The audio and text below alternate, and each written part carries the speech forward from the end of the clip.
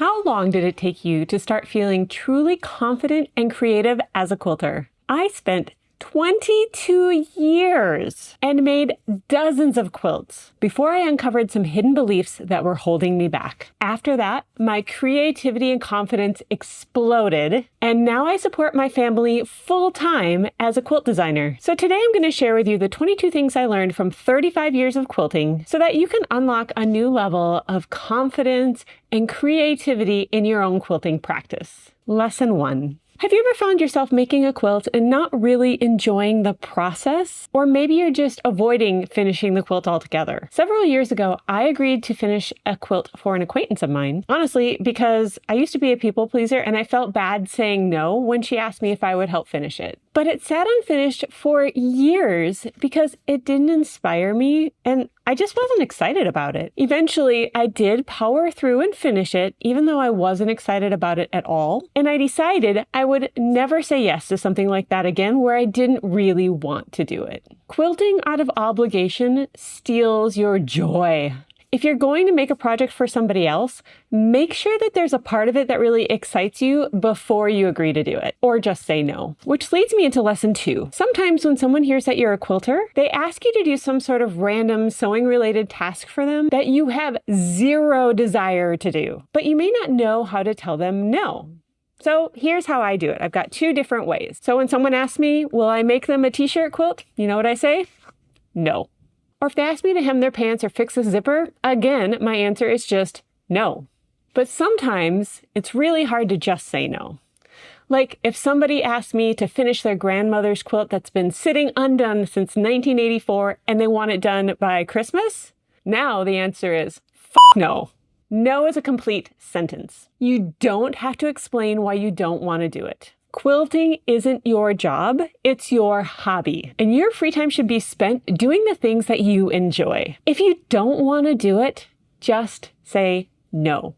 Lesson 3. Several years ago, I started a quilt that had a lot of brown in it that I was really excited about at the time I started it. I cut everything out and had all the pieces ready to go to start piecing them together. But then life happened and I never got around to actually piecing it. When I finally did get back to it, honestly, the fabrics just didn't bring me joy and I had no desire to finish it. I just wasn't a fan of brown anymore. So instead of seeing that pile of pieces and constantly thinking, oh my gosh, I've got to do this, I should really get to this project, even though I didn't really want to do it, I decided to donate the entire thing to the thrift stores in the hopes that somebody else who does love brown and the fabrics that I chose would see this as a massive thrift store gift. It's okay to let some projects go and never finish them. You'll feel so much better when you clean them out of your home and just let them go out into the world and make a new life for themselves. Lesson 4. Have you ever looked at a complicated quilt and thought, I could never do that? Or maybe you heard that a certain technique was really difficult, and so you're afraid to even try it. Megan decided to use my luminary quilt pattern to make her first quilt. But when she brought it to her local quilt store to get the fabric, the lady took one look at the pattern and tried to talk her out of it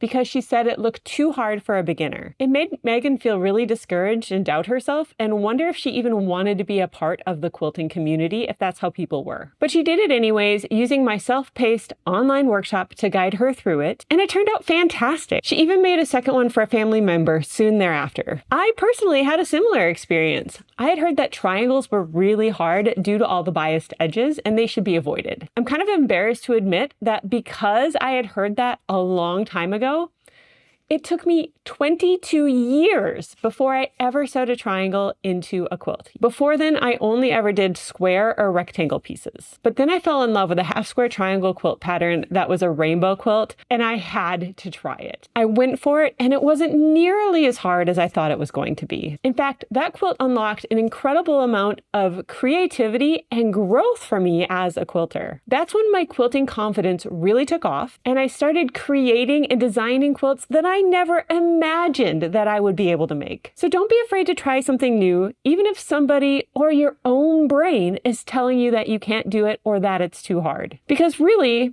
how hard can it be?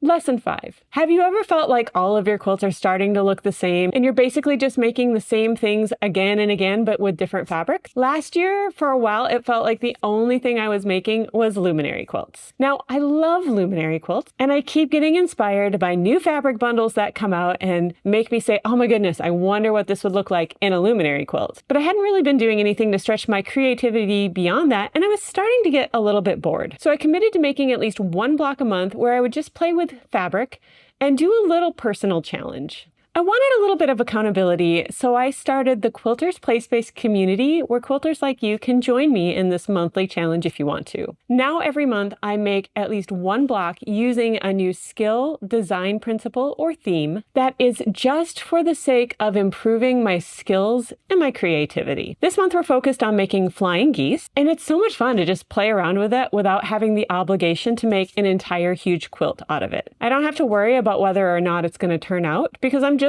playing, and it's super fast, super fun, and I am learning so much. So if you want to gain new skills and make better quilts, take some time to just play and see what happens without worrying about how things are going to turn out in the end. Lesson 6. For a long time, I didn't know how to become more creative. I wanted to be more creative, but how do you teach yourself to come up with amazing new ideas? I never felt like a true artist because I was always using traditional blocks or somebody else's quilt pattern to make my quilts. One day, I had some random diamond-shaped quilt scraps left over from a quilt that I had made from a pattern that were just too pretty to throw away. I challenged myself to make something out of them, so I just started sewing them together to see what would happen. I enjoyed the way it looked so much that I decided to do a few more blocks like this intentionally, and that is literally how the luminary quilt pattern came to be. Studies show that constraints spark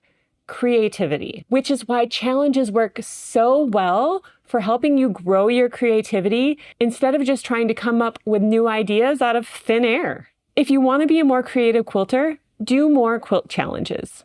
Lesson 7. Sometimes we let what we should do limit us, or we're afraid of what the quilt police will say if we don't do something exactly the right way. Someone recently shared a hand-tied quilt that they had made in a group that I'm a part of online. The quilt police showed up in the comments and said all sorts of mean things and said it wasn't a real quilt because it was tied instead of having been quilted. I have quilts from my mother, my grandmother, and my great-grandmother that are hand-tied. I love and cherish those quilts so much. And of course, they're quilts. Just because they're hand-tied doesn't mean that they aren't quilts. So please ignore the quilt police. There are no rules. Quilt the way that you want to quilt. Lesson 8. Have you ever looked at your unfinished objects pile, your UFOs, and felt guilty that you hadn't finished more of them, but you keep starting new projects? There was a time in my life when I decided that I was not going to start a new project or buy new fabric until I finished the one that I had been working on. That lasted for about 2 quilts. I quickly realized that when you hit that point in a quilt where you're just feeling uninspired and kind of tired of it, if I didn't allow myself to do something else, I just wouldn't quilt at all. It actually took me longer to finish my quilts than if I had allowed myself to follow my inspiration and start something new and do something else for a little bit. So let your inspiration guide you when you're quilting. It's okay to set the quilt you're working on aside and start something new until you feel re-inspired to come back to that original project. The unfinished quilts will be there waiting for you when you're ready to come back to them and feel inspired to finish them. But there's a bonus lesson that comes with this story. Sometimes when I'm working on a project that I absolutely love and I'm very inspired by, but I'm at that point where I just feel like it's never going to end. Even if I really love it and am inspired by it, I often need a break in the middle of making a quilt to do something else. So this is another reason that I love the monthly challenges that we do in the Quilters Play Space, because I can pick one of those up and do it in the middle of a longer project, and it gives me that good feeling of actually finishing something fast. And when I get that finishing feeling, It puts me back into motivation and it gets me excited to go back to the bigger project and actually get it done. So don't be afraid to break up the long, tedious quilting projects with something smaller, because a finish feels so good and it can be exactly what you need to get back into momentum. Lesson 10. Do you ever feel like you're bad at picking fabrics or aren't good with color? I used to worry about picking the right fabrics for my quilts, but I soon realized that it wasn't the color or the fabrics that I picked that made the biggest difference in whether or not I liked the quilt in the end. The thing that made the biggest difference was contrast. When I focused on making sure that I had a lot of contrast in my quilts, such as light and dark contrasts or big prints with solid fabrics, I loved my quilts so much more, and I started getting a lot more comments of admiration from my friends and family when I'd share my quilts with them. Your quilts will be far more stunning and less matchy-matchy if you focus on having more contrast in your quilts. Lesson 11. Do you find that the people around you sometimes just don't appreciate your quilting the way that you really wish they did? When I got back to quilting after having my first few kids, I lived in an area where I didn't really know a lot of quilters. So I jumped online and got involved in some Instagram quilting communities way back when Instagram was more like a community than it is now. It gave me a whole new group of friends around the world that I got to know and connect with. They inspired me, encouraged me, and they gave me the confidence that I needed to try new things. I mean, if they could do these cool things, why couldn't I? So if you're not involved in a quilt guild or some other sort of quilting community, I highly recommend finding an online community like the Quilters Play Space or one of the many quilting communities online, because when you surround yourself by other passionate quilters and you see what they're making and you're working on quilts together or doing challenges together, you can't help but to grow. Lesson 12. You know that bundle of fabrics in your stash that you absolutely love, but you're afraid to use and cut into because you don't want to mess them up? So instead, you choose fabrics you don't love quite as well to make your quilts with, while your absolute favorite fabrics stay locked up in your closet where you don't get to see or enjoy them. I used to do that too. But then I realized that I enjoy my quilting even more when I'm working with my favorite fabrics. Plus, then I don't feel bad buying new fabrics because I know that I'm using up the fabrics that I do buy. Life is too short to sew with fabrics that you don't absolutely love. Quilting is far more fun when you are working with the fabrics that just make your heart sing. Lesson 13. A lot of people tell new quilters that they should never use the old Joann fabrics or the cheap fabrics that they find online, and that they should only use high quality quilting cotton. Now, I'm a big fan of high quality quilting fabrics and of supporting our local quilt stores and want to do it as much as I possibly can. But honestly, I've used my fair share of Joann fabrics throughout the years, especially in the beginning when that's what my mom was getting for me. Not only that, but I have quilts from my great grandmother that she made out of really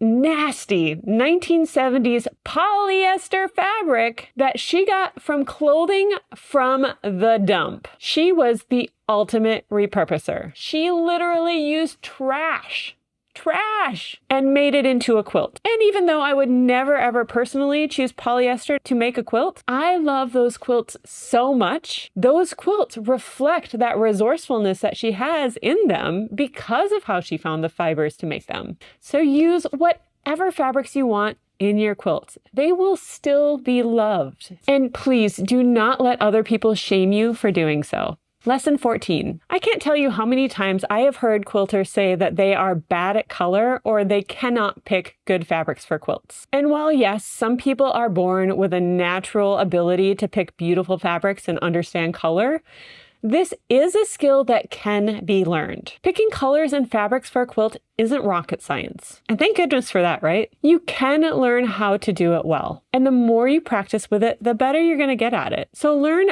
basic design principles and practice them on small projects or a sample block like we do in the Quilters Play Space. Before long, you will be picking fabrics and colors for your quilts with confidence. Lesson 15. Sometimes life gets really busy and you just don't get to quilt as much as you want to. There have been several times in my life where I simply didn't have the capacity to quilt. Like when I was in college, or again after I had young kids and was taking care of them, or when I was going through my divorce, which was the most emotionally draining thing that I have ever been through. But I'm always able to come back to it after those seasons pass. I didn't lose any of my skills. If anything, I came back with more excitement and creativity. If you're in a season where you're not able to do as much quilting as you like, that's okay. It's absolutely normal. The quilts will be there when you're able to come back to it, and you don't have to feel bad about it. Lesson 16. It's really easy to get sucked into all the marketing and to start thinking that we need all these fancy tools and notions and rulers and things to make beautiful quilts. And honestly, there always seems to be some sort of tool or notion that I would love to try. Right now, it's the Stripology ruler, but I haven't bought it because I really don't need it right now, and my regular ruler is doing just fine. I don't need to have every single ruler or notion out there to make the quilts that I want to make. Now, I'm a big fan in investing in the things that really improve the quality of your experience, like a really good rotary cutter blade, which makes cutting so much better because it makes the entire experience more enjoyable, and I'm in the pursuit of joy here. I quilt because it gives me joy, but you don't need expensive tools to make beautiful quilts. You can make beautiful quilts with the basic tools and notions you already have. Lesson 17. Have you ever gotten inspired by a new quilt or some beautiful fabric, but you won't allow yourself to indulge in it for one reason or another? Maybe I'm the only one. There are legitimate reasons, like when you're trying to pay down some debt or your budget is really tight. But sometimes we make up rules for ourselves that don't really make any sense, like not allowing yourself to start a new quilt because you've already got one in progress, or 2 or 5. I can't be the only one who has a lot of quilts in progress at the same time. So I've definitely done that in the past with making up rules that aren't really real. I ignored that spark of inspiration because I wanted the discipline to start and finish something all at once. I was making it all about the finish, but that isn't why I started quilting in the first place. Quilting is for me. I quilt because I enjoy quilting.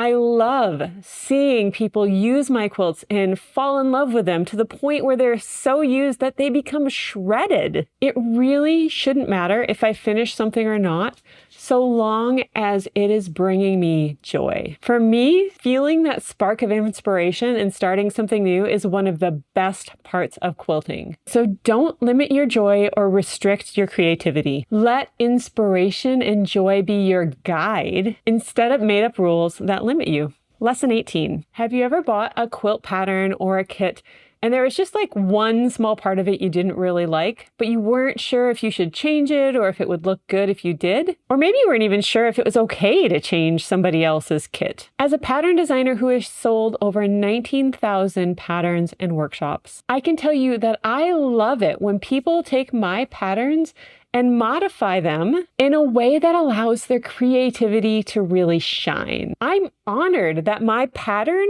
could spark such creativity in someone else. So please do not be afraid to modify the patterns or the quilts that you're making to make them reflect who you are as a quilter more. Because what I found is that you will love it so much more when you allow yourself to express that creativity and really make it your own. Lesson 19. When I first started quilting, I was just 10 years old, and I really wanted to impress my mom and make something perfect. Now, let me tell you, that first quilt was far from perfect because I had no idea what I was doing. But, you know, my mom, she was still impressed and loved me just as much anyways. Right, Mom? As I made more and more quilts, my mom actually taught me how to quilt the right way. And I often found myself ripping things out if my seams didn't match up perfectly. But I do have to admit that when they matched up perfectly, like, it made my little perfectionist heart just shine with joy. I just love that feeling of perfect points. But sometimes trying to get that perfect point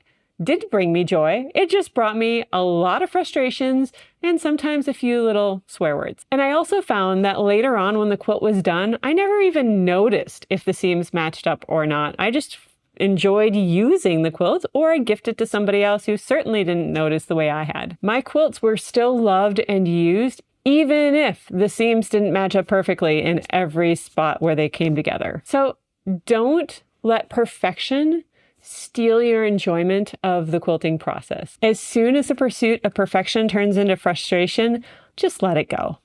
It will be okay.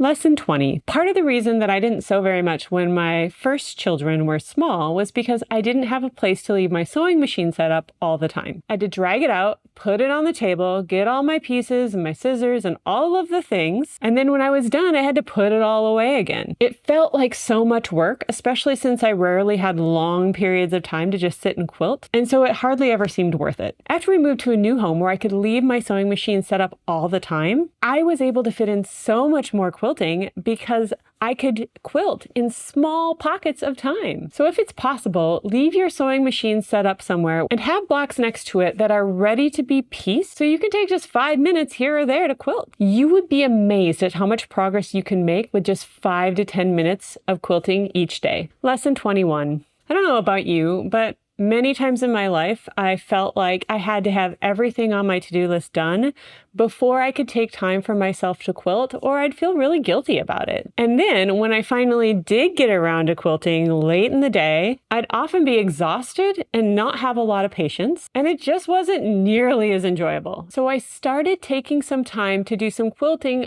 before I tackled my to-do list, or in the middle of a bunch of tasks to give myself a little break. And I refused to let myself feel bad about it, because what I found was that I enjoyed my quilting more, and it brought me back to my tasks in my to-do list with far more energy. If I quilt earlier in the day with some moderation, I can still get everything else done. It's okay to prioritize quilting as a part of your life. I know that when I do that, I'm less likely to get distracted by my phone during my tasks because I'm already feeling more rested and happier from having taken a little bit of time to myself beforehand. So remember, you do not have to earn your quilting time by getting all of your tasks done and putting everybody else's priorities first. It's okay for you to prioritize quilting in your life. Which leads me into the next lesson. Lesson 22. Not only was there a time when I felt guilty about quilting when I had a big to-do list of things to finish, but I honestly always felt like it was a little bit selfish, so it should be a lower priority on my list. Then I realized that I really wanted to model what a healthy life looks like to my children. When they grow up and become adults, I want them to enjoy their hobbies and doing things they love without feeling guilty about it. Because here's the thing, quilting is not selfish. It's literally self-care. It has made me a better mother, a better human being, a better partner. I'm happier, I'm more relaxed, and I'm more joyful when I have time to create with my hands and quilt. It keeps me off my phone, which is always a good thing, and it helps me express my creativity in a way that just going about life and doing my day-to-day tasks just does not.